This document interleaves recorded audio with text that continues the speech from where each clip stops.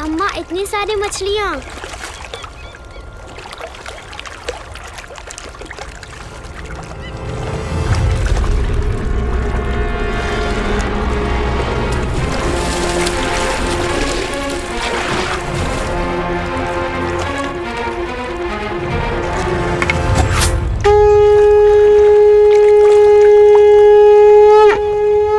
अजय, शत्रु ने आक्रमण किया है।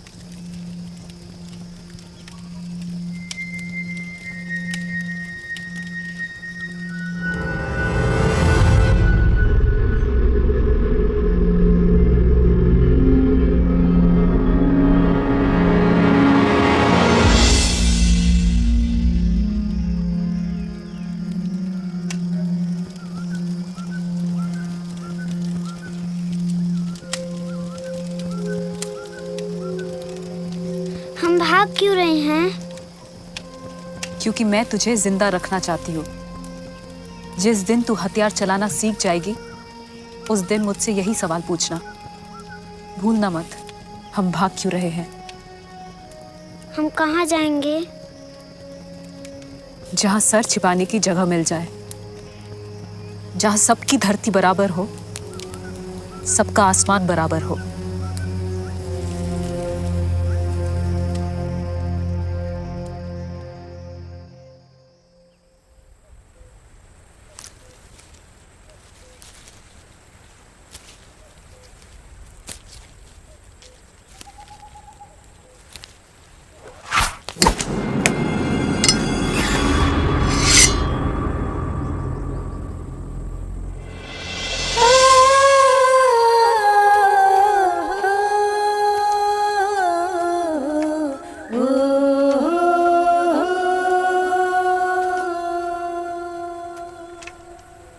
मैंने भी हथियार चलाना सीख लिया अम्मा।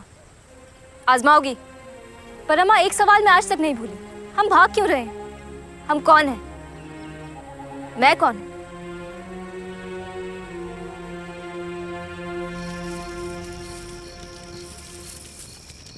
ये तो घास है।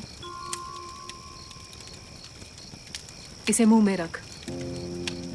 अम्मा, अगर उत्तर चाहती है तो इसे मुंह में रख।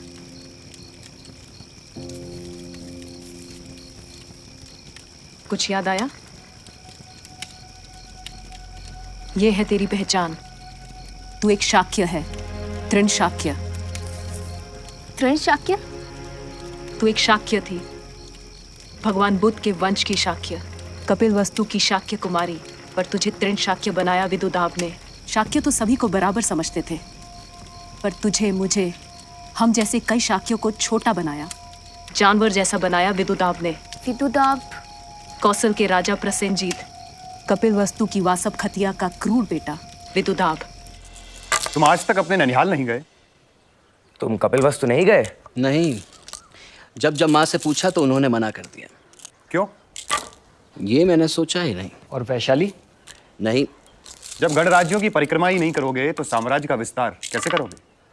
गण और जनपदों की परिक्रमा व्यापार के लिए तुम जैसे श्रेष्ठी और श्रेष्ठी पुत्र करते हैं। मैं प्रसेनजीत का पुत्र हूँ, राजपुत्र। जब चाहूंगा कपिलवस्तु जैसे गणों से मेरी परिक्रमा करवा लूंगा। कितने हैं गणतंत्र? वैशाली के लिच्छवी और मिथिला के विदेह, कपिलवस्तु के शाक्य, रामग्राम के कोलीय, पिपलीवन के मौर्य, कि सुनारा और पावा के मल्ल, केसपुत्र के कलाम, अलकप के बुली और सुनसुमारा के भग्ग। कहाँ है उत्तर वैदिक काल के गणतंत्र कुकुर, भोज और सुराष्ट्र? शाक्य गण तो कौशल की जागीर है, मेरी जागीर है। और दूसरे गण और गणसंघ कब तक बचे रहेंगे? जो कौशल से बच गए तो मेरे बहनोई मगध सम्राट अजात शत्रु से उन्हें कौन बचाएगा? उत्तरा पथ पर ध्वज लहराएगा विदुदाब, या विदुदाब की बहन वजीरा के पुत्र का। तुम्हारे आचार्य ने तुम्हें गणतंत्रों का इतिहास तो खूब रटाया है, पर तुम्हें क्या लगता है कुमार विदुदाब कि राजतंत्र गणतंत्रों का विनाश करेंगे और दूसरे महाजनपद चुप रहेंगे? कौन सा महाजनपद कौशल या मगध के मार्ग में आएगा? एक नाम तो बताओ। चलो अब देखता हूं तुम्हें तुम्हारे आचार्य ने कितना पढ़ाया है। महाजनपद 16 है ना? चलो 16 के सिर्फ नाम बता दो, तो जितनी जगह तुम घेर कर बैठे हो उतनी सोने के सिक्कों से पाट दूंगा। कुमार, मुझे अपना सोना मत दिखाओ। मेरे पितामह ने तुम्हारे बड़े भाई कुमार जैत के वन को खरीदने के लिए सोने से पाट दिया था। नाम बताओ। सम्राट अजात शत्रु से युद्ध करने के लिए मेरे पितामह ने तुम्हारे पिता सम्राट प्रसन्नजीत को युद्ध की लागत दी थी। नाम बताओ। तुम्हारा अहंकार ही तुम्हारे नाश के लिए काफी होगा, मगर फिर भी सुन लो। काशी, कौशल, अंग, मगध, वज्जी, मल, चेदी, वत्स, कुरु, पांचाल, मत्स्य, सुरसेन, अश्मक, अवंती, गांधार और कंबोज। पर तुम्हारा नाश का कारण होगा सिर्फ एक गणतंत्र। सृष्टिपुत्र को रोक लीजिए कुमार। हमारे शाक्य गढ़ में 80,000 परिवार थे। संतागार में हमारी सभा होती थी। शाक्य गण राजा का मुखिया गण मुख्य, गणपति गण राजा या गणज्येष्ठ कहा जाता था। विदुदाब ने सब नष्ट कर दिया। चातुमा, सामगाम, खोमदुस, सीलावती, मेतलूप, उलुम, देवदह, सक्कर हमारे नगर थे। हमारे गणराज्य की परिषद थी। उसमें 500 सदस्य होते थे। गांव का कारोबार गांव में खुली सभा या पेड़ों के झुरमुट में होता था। संतागार में होने वाली सभाओं के संविधान और नियम थे। संतागार में ठीक से आसनों की व्यवस्था के लिए आसन प्रज्ञापक होता था। सभा में सदस्यों की आवश्यक संख्या रहे, गणपूर्ति रहे, इसके लिए गणपूरक होता था। सभापति या विनेधर नटी या ज्ञाप्ति की स्थापना करता था। उसके बाद सदस्य उस पर खुली बहस करते थे और जो भी प्रतिज्ञा या निर्णय होता था उसे सबके सामने एक बार और कभी-कभी 3 बार पढ़ा जाता था। कोई आपत्ति ना हो तो प्रतिज्ञा पारित समझी जाए। आपत्ति है। और किसी को? परिषद में मतभेद होने पर या संवाद होने पर पंचों की समिति एक मत या निर्विरोध मत पर पहुंचने की कोशिश करती थी। शाक्य इसे उपवाहिका कहते थे। पंचों की समिति को उपवाहिका की आशा नहीं है और ना ही ज्ञाप्ति। आम सहमति से पारित हो ऐसा संयोग दिखाई दे रहा है। इसलिए मैं इस प्रस्ताव पर छंद मांग रहा हूं। छंद यानी मतनामा? हाँ, हर सदस्य अपने अधिकार का खुलकर प्रयोग करता था। हर सदस्य को अलग अलग छंद या मत के लिए अलग अलग रंगों की लकड़ी की पतली शलाकाएं दी जाती थी। शलाका गाहपक नाम का अधिकारी सभी छंद जमा करता था। गणपति या विनयधर छंदों की गिनती करते थे। ये भू या सिक ममम या बहुमत की विजय होती थी। एक बार प्रस्ताव पारित हो गया तो दोबारा उसे परिषद के सामने नहीं रखा जा सकता था। जो भी प्रतिज्ञा या निर्णय ध्वनि मत से हो उसे ही कानून या संघ कर मान लिया जाता था। यह पूरी प्रक्रिया लिखी और सुरक्षित रखी जाती थी। बौद्ध संघ की रचना भी गणराज्यों से प्रेरित है। व्यवसायियों ने भी अपना संघ, निकाय, निगम या श्रेणी कहे जाने वाले संगठनों की रचना शाक्य गणराज्य के गणतंत्र के आधार पर की थी। ऐसा था हमारा शाक्य गणतंत्र, जिसे विदुदाब ने तहस नहस कर दिया। वह दुष्ट यह नहीं समझ सका कि कपिलवस्तु के विनाश से मनुष्यता की गणतंत्र की आवाज नहीं थमेगी। वृषणी और अंधक गण संघ को मिटाने की जरासंध और कंस ने क्या क्या कोशिश नहीं की, पर गण संघ नहीं मिटे। वे बराबर लड़ते रहे अपनी पहचान के लिए। कोई आक्रांता गणतंत्र नहीं समाप्त कर सकता। काश वे समझ पाते कि मनुष्यता का इतिहास राजतंत्र से गणतंत्र की ओर बढ़ने का है। लेकिन अपने ही नैनीहाल को नष्ट करने का कोई तो कारण रहा होगा माँ।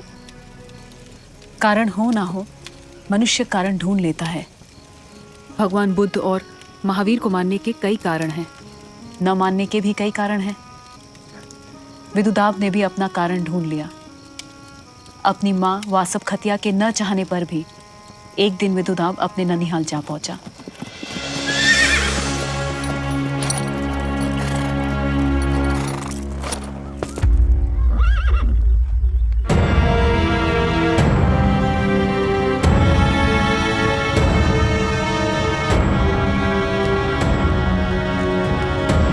प्रणाम।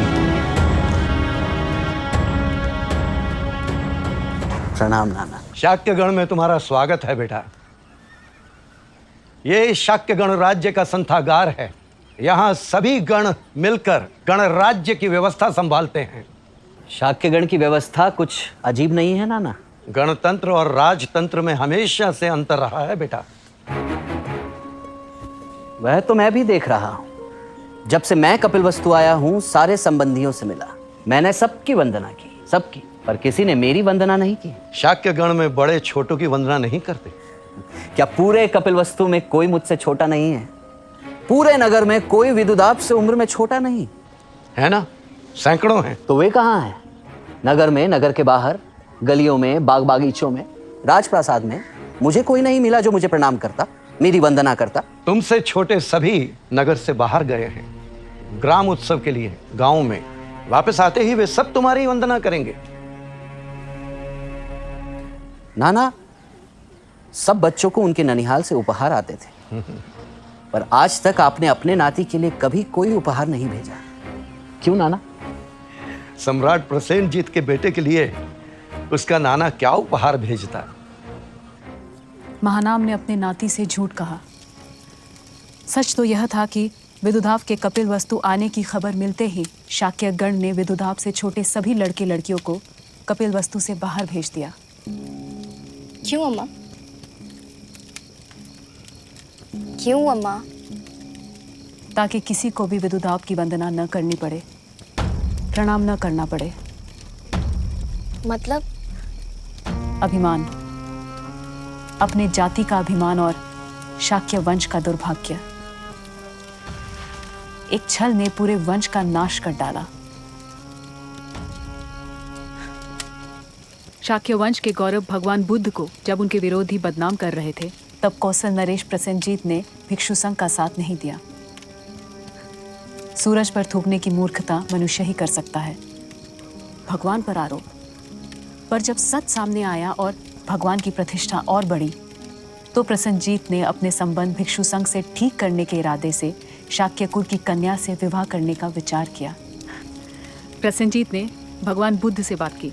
भगवान बुद्ध ने कहा, मैं तो संसार छोड़ चुका। तब प्रसेनजीत ने अपने विवाह का प्रस्ताव कपिलवस्तु भेजा। सम्राट प्रसेनजीत भगवान बुद्ध के कुल से संबंध जोड़ना चाहते हैं, इसलिए शाक्य कुल की कन्या से विवाह करना चाहते हैं। शाक्यगण को सम्राट प्रसेनजीत का प्रस्ताव स्वीकार है। इससे दोनों कुलों के संबंध मजबूत होंगे। मैं सम्राट के योग्य कन्या ढूंढकर आपके जाने से पहले सूचित करता हूं। कौशल के क्षत्रिय शाक्यों से बड़े नहीं है, फिर वो प्रसेनजीत ही क्यों ना हो। कौन शाक्य अपनी बेटी उससे देगा? दें तो भी समस्या, न दें तो भी समस्या। ना दें तो क्या होगा? युद्ध। कोई और रास्ता सोचो। किसी दासी का विवाह करा दें तो? प्रसेनजीत सम्राट है, उसकी सम्राज्ञी बन सके ऐसी सुंदर कन्या ही चाहेगा। आपकी दासी की पुत्री वासव खतिया जैसी सुंदर कन्या पूरे कपिलवस्तु में नहीं है। दासी से ही सही, आपकी बेटी है। संदेह करना राजा का स्वभाव और दूतों का कर्तव्य होता है। हम उन्हें संदेह करने का मौका ही ना दे तो? कैसे? महानाम सम्राट प्रसेनजीत के दूतों को भोजन पर आमंत्रित करें और महानाम वासव खतिया के साथ एक ही थाली में भोजन करें। मैं अपनी दासी की पुत्री के साथ एक थाली में भोजन करूं? भोजन सिर्फ वासव खतिया करेगी, आप नहीं। आप सिर्फ भोजन करने का छल करेंगे। कौशल नरेश प्रसन्न था कि भगवान बुद्ध के कनिष्ठ चाचा का बेटा महानाम अपनी बेटी उसको देने के लिए तैयार था। उसने अपने दूतों से जांच परख कर कन्या लाने को कहा। महानाम और शाक्य गणों ने मिलकर प्रसेनजीत के दूतों के साथ छल किया। वासव खतिया को महानाम के साथ एक ही थाली में खाता देख उन्हें विश्वास हो गया कि यही महानाम की ही बेटी है। प्रसेनजीत वासव खतिया की सुंदरता को देखकर ऐसा मुग्ध हुआ कि उसे अग्र महिषी का पद दे दिया। वासव खतिया की कोख से विदुदाब ने जन्म लिया और बच्चों के मामा मामी नाना नानी से उपहार मिलता देख वह अपने माँ से पूछता कि मेरे नाना नानी मेरे लिए उपहार क्यों नहीं भेजते। कपिलवस्तु बहुत दूर है ऐसा कारण देकर वह उसके मन को बहला लेती। जब वो ननिहाल जाने की बात करता तो कोई ना कोई बहाना देकर उसे टाल देती, पर 16 वर्ष के विदुदाब से वह क्या बहाना बनाती। मन में कई सवाल लिए सबसे विदा ले वह श्रावस्ती की ओर चल दिया। शाक्य प्रसन्न थे, पर वह कहा जानते थे कि दुर्भाग्य उनका दरवाजा खटखटा रहा है। विदुदाब का एक सेवक अतिथि गृह में अपनी तलवार भूल गया था। जब वो तलवार लेने के लिए वापस गया, अरे ये क्या कर रही हो भणे? देख नहीं रहे हो सारे आसन और फर्श धो रही हूँ। क्यों? गणपति का आदेश है, कोई दासी पुत्र संथागार और कक्ष अपवित्र कर गया है, एक एक आसन धोना पड़ रहा है मुझे। सेवक ने विदुदाब को बताया। अपमान की आग में जल रहे विदुदाब ने प्रसन्नजीत से पूछा, क्या मेरा पिता दास या दासी पुत्र है? प्रसन्नजीत ने जैसे ही वासव खतिया से सवाल किया, सच सामने आ गया। उसी क्षण उसने दोनों माँ बेटे को अपमानित कर महल से बाहर निकाल दिया और उनसे सारे अधिकार छीन लिए। भगवान बुद्ध के समझाने पर प्रसन्नजीत ने दोनों को फिर से स्वीकारा, पर उस दिन विदुदाब ने एक प्रतिज्ञा कर ली। जैसे मेरे द्वारा छुए गए आसनों को शाक्यों ने दूध से धोया, वैसे ही मैं एक दिन उन्हीं आसनों को शाक्यों के रक्त से धोऊंगा। प्रतिशोध की ज्वाला में जल रहे विदुदाब ने बरसों बाद पहले अपने पिता से अपमान का बदला लिया। उसने बूढ़े प्रसन्नजीत को राज्य से विस्थापित कर दिया और कपिलवस्तु पर आक्रमण किया।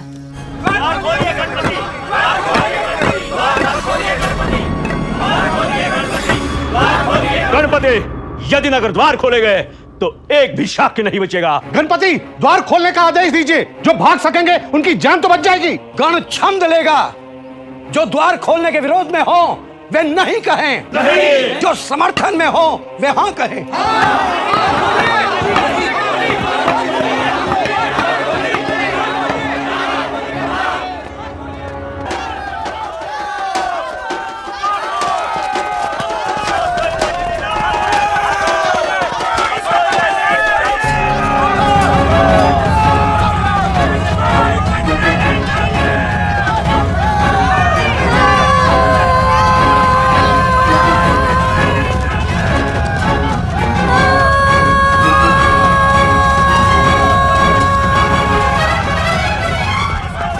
नाम क्या है तेरा? कपिला।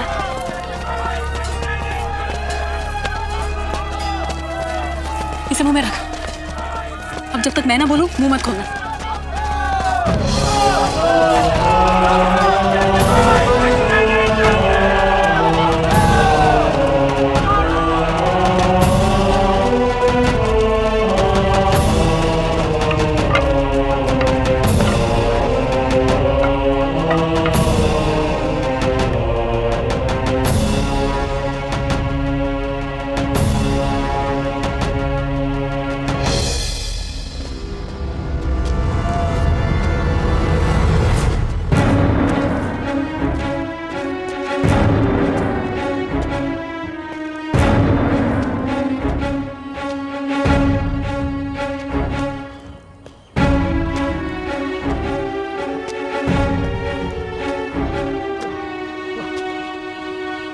अब शाक्यगण क्यों भाग रहा है?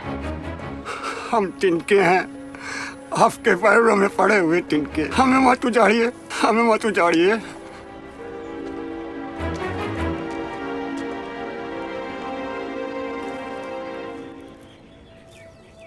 तू कौन है? तिनको। तुम शाक्य तिनके नहीं जानवर हो।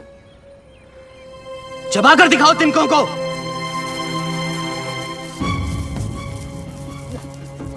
जाओ, तुम जानवरों पर मैं दया करता हूं। मैं तुम्हें नहीं मारूंगा, पर आज के बाद अपने आप को शाक्य नहीं तृण शाक्य कहना। जो भाग सके वे बच गए। कुछ मुंह में तिनके रखकर बच गए, कुछ मुंह में नल रखकर। विदुदाब ने बच्चे बूढ़े जवान किसी में भी भेद नहीं किया। और शाक्यों के रक्त से अतिथि ग्रह और संथागार के आसनों को धोया। सोने की तरह चमकना चाहिए ये आसन। ये दूध नहीं, दुष्ट शाक्यों का रक्त है।